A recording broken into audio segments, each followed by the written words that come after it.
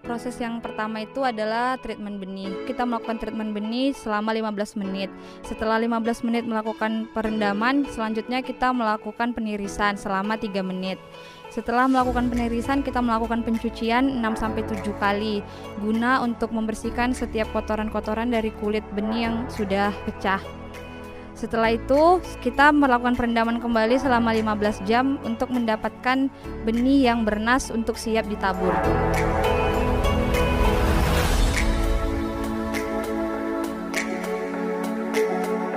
Yang kedua itu persiapan tabung dan rak. Sumber tabung yang didapatkan ada dari tempat kita sendiri atau dari perusahaan. Pada persiapan tabung dan rak, kita melakukan pencucian kurang lebih selama 5 menit dengan menggunakan hypo. Setelah itu kita melakukan penirisan sehingga tabung dan rak siap untuk digunakan.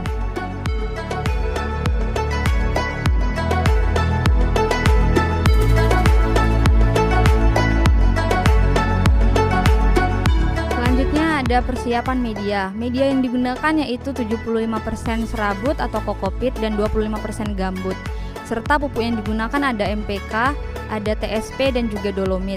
Pada persiapan media kita melakukan pencampuran atau pemolenan selama 15 menit dan diulang selama 5 kali untuk mendapatkan 1 kubik bahan tanam. Selanjutnya dilakukan pengisian media. Pengisian media dilakukan dengan cara mengisi pada tabung dan rak secara merata dan dihentakkan sebanyak 2 kali guna kepadatan media. Selanjutnya itu ada penaburan atau showing. Showing dilakukan dengan menugal sedalam 0,5 sampai 1 cm untuk mendapatkan lubang tanam yang ada di tengah media dan dilakukan penanaman dengan menggunakan 1 benih pada setiap lubangnya.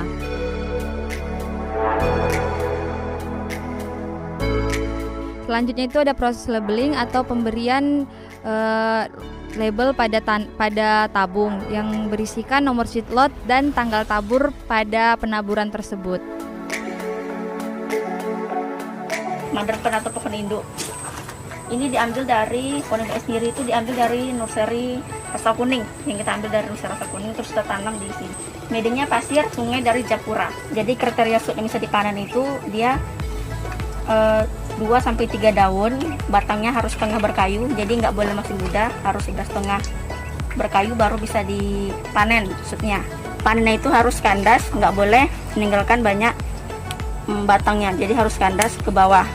Nggak boleh misalnya kalau panen itu di sini, jadi kan ini nanti jadi bekas, kan dia mati itu nanti jadi kotor, karena nanti setiap berapa hari bulan sekali itu harus ada kayak gini, harus diservis ulang, jadi biar nggak banyak nanti kerjaan ke depannya, jadi harus kandas pemotongannya. Kita ambil sudnya, percobaan sud untuk diambil pada sore hari ini mau kita cutting dulu, baru selanjutnya ditanam di greenhouse.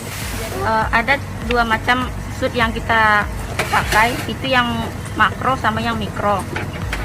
Ini biasanya dibilang mini cutting. Pilihan makro itu adalah pilihan kedua.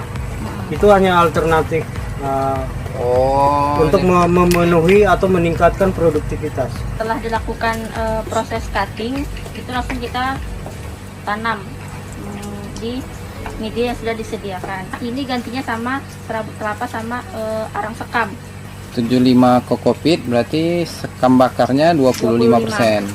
Langkah awalnya itu kita buat dulu lubang tanamnya.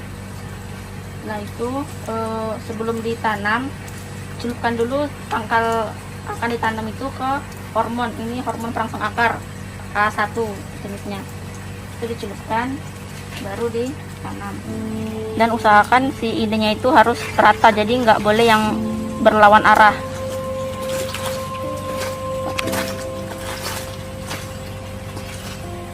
Jadi batasan minimum daripada kelembapan yang disarankan itu sekitar 80%.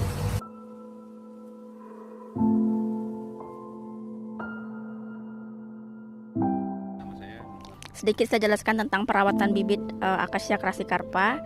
Dari seleksi 1, umur di greenhouse itu umur 0 sampai 21 hari. Itu peletakannya di greenhouse. Dari mulai umur 10 sampai 14 hari kita ada cabut mati. Habis itu umur 14 sampai 21 hari itu ada seleksi 1, isinya jadi 48 batang.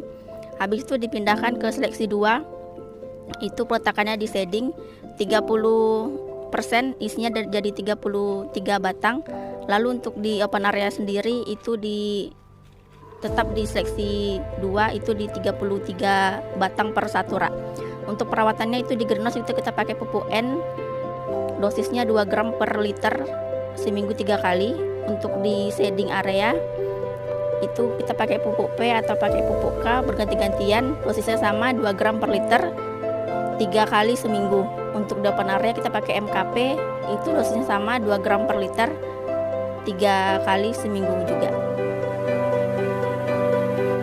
Untuk perawatan sendiri ada penyiramannya itu sehari 3 kali, tapi kita juga tergantung situasi dan kondisi. Apabila kondisinya panas kita bisa pakai siram manual dengan cara membuka keran. Kalau di open area kita bisa tambahan pakai selang secara manual untuk penyiraman di luar.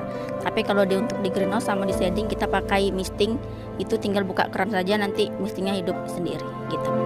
Demikianlah proses kegiatan yang dilakukan dalam pembibitan Acacia crassicarpa mulai dari proses treatment sampai labeling. Semoga bermanfaat untuk mengedukasi masyarakat. Terima kasih.